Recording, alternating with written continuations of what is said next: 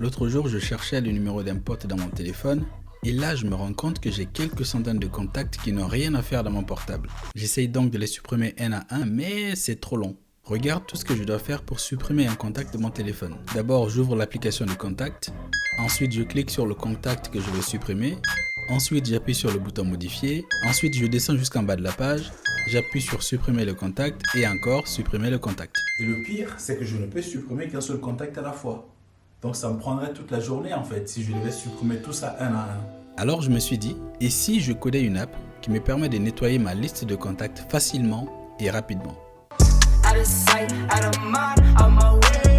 Donc je commence d'abord par lister toutes les fonctionnalités de mon app et je mets tout dans le backlog. En fait, je divise les tâches en 4 colonnes. Backlog pour les tâches non commencées, Work in Progress pour les tâches que je suis en train de coder, Testing pour les tâches prêtes à être testées et Done pour les tâches terminées.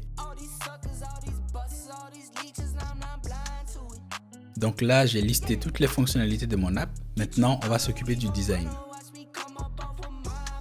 Il y a juste un problème. C'est que je suis assez mauvais en design, mais j'ai une idée assez claire de ce à quoi je veux que mon app ressemble. Quand on lance l'appli, on a d'abord une page avec le logo. Ensuite, on arrive sur la page principale. Sur cette page, je veux voir tous les contacts dans une liste avec le nom, le numéro et l'email du contact. À droite, je veux une case à cocher pour pouvoir sélectionner les contacts que je veux et un bouton supprimer en bas qui me permet de supprimer tous les contacts que j'ai sélectionnés.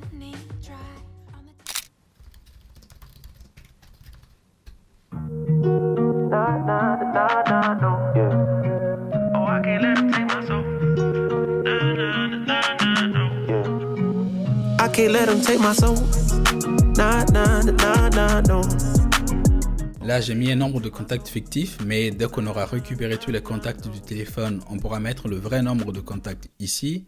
Ensuite, on a le container qui va contenir la liste des contacts et en bas, j'ai mis le bouton supprimer qui ne fait rien pour le moment. Ça, c'était la partie la plus simple. C'est maintenant que les choses sérieuses vont commencer. On va essayer d'importer les contacts du téléphone dans notre application. Le problème, c'est que je n'ai aucune idée de comment faire ça. Alors, je fais un tour sur le site pub.dev qui référence tous les packages Flutter et Dart. Et là, je vois qu'il y a déjà plusieurs packages disponibles. En fait, les packages nous évitent de réinventer la roue à chaque fois qu'on veut coder une nouvelle fonctionnalité. Imagine que notre app est un projet Lego, donc on a plusieurs briques à rassembler, dont une nous sert à gérer les contacts du téléphone. Mais il se trouve que sur pub.dev, quelqu'un d'autre a déjà fabriqué une brique qui fait la même chose que ce qu'on veut faire. Au lieu de créer notre brique à partir de zéro, ce qui nous prendrait beaucoup trop de temps, on peut aller sur pub.dev, récupérer la brique qu'une autre personne a déjà fabriquée et l'ajouter à notre projet. C'est à ça que servent les packages.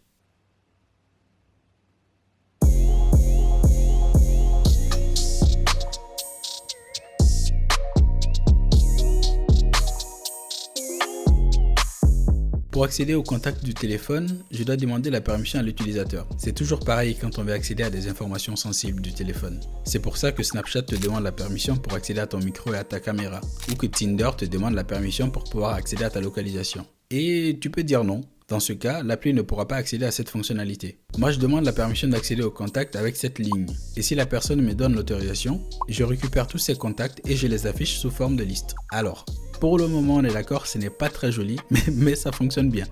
Si je crée un nouveau contact dans le téléphone et que je relance l'application, on a bien le nouveau contact qui est ajouté à la liste. On va essayer de rendre ça un peu plus joli, mais pour le moment, je vais aller faire quelques shoots.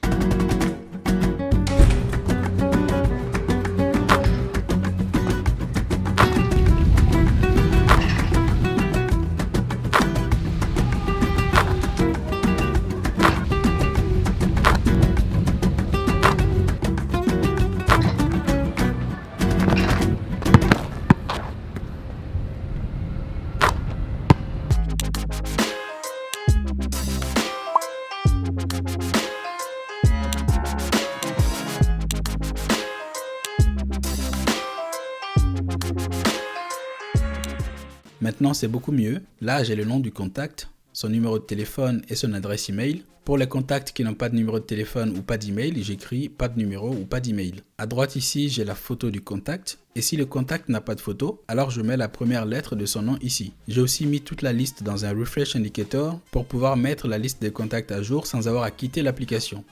Par exemple, je vais créer un nouveau contact avec une photo et un autre sans photo. Et quand je reviens dans l'application, il me suffit de faire un pull to refresh pour mettre à jour la liste de contacts. Tu vois qu'on a bien les 2 nouveaux contacts ici. Maintenant, ce que je veux faire, c'est pouvoir sélectionner les contacts. Quand on clique sur un contact, je veux pouvoir remplir cette case à cocher avec une couleur bleue.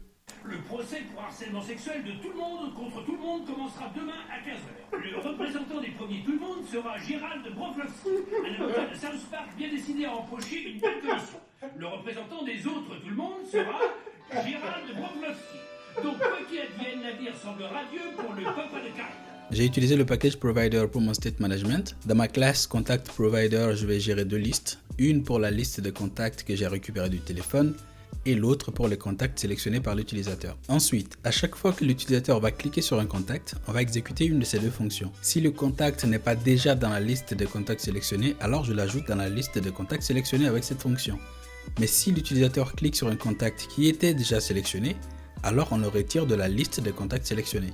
Donc avec ça, pour mettre à jour la case à cocher, il me suffit de regarder si le contact associé au checkbox est dans la liste des contacts sélectionnés. Si c'est le cas, alors je mets une couleur bleue dans le cercle, sinon je mets une couleur blanche. Si je relance l'application, maintenant je peux sélectionner et désélectionner des contacts et je mets aussi à jour la couleur du bouton. Si je n'ai aucun contact sélectionné, la couleur est grise, mais si j'en ai au moins un de sélectionné, alors je mets une couleur bleue dans le bouton. Si je clique sur le bouton supprimer alors que je n'ai pas sélectionné de contact, il ne se passe absolument rien, c'est normal. Mais si je sélectionne un contact et que je clique sur le bouton supprimer, là j'ai un pop-up qui me demande de confirmer mon action. Voulez-vous supprimer définitivement ce contact sélectionné? Si je clique sur annuler, il ne se passe rien, le pop-up disparaît. Mais si je clique sur confirmer, alors le contact est supprimé et on a un message qui confirme que la suppression s'est bien passée. Je peux bien sûr sélectionner et supprimer plusieurs contacts en même temps.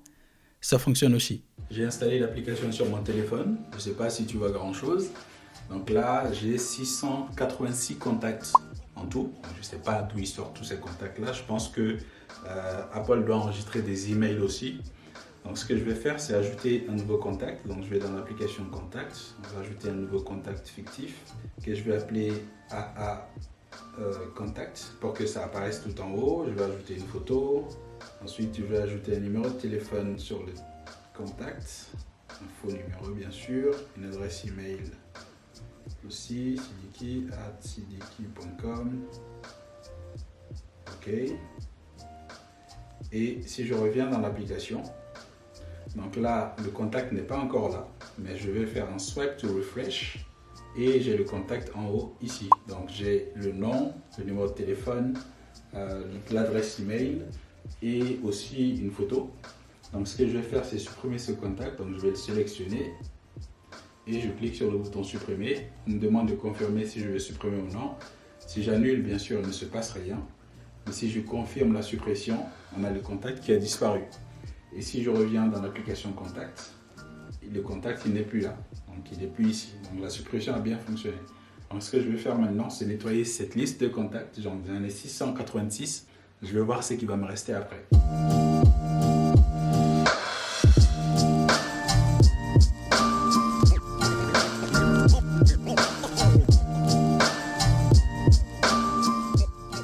Ça y est, la suppression est terminée, donc maintenant j'ai plus que 206 contacts, alors que j'avais 686 en tout. Donc là maintenant j'ai que des contacts plus ou moins récents, donc ça fonctionne bien. Donc maintenant il ne me reste plus qu'à publier cette application sur le store et à la monétiser. Et j'ai déjà quelques idées de comment gagner de l'argent avec. Mais je te dirai ça dans la prochaine vidéo, donc abonne-toi si tu ne veux pas rater ça. I can't let them take my soul. Nah, nah, nah, nah, no. Oh, I can't let them take my soul. Nah, nah, nah, nah, no. See, we was cool right before it hit your fist.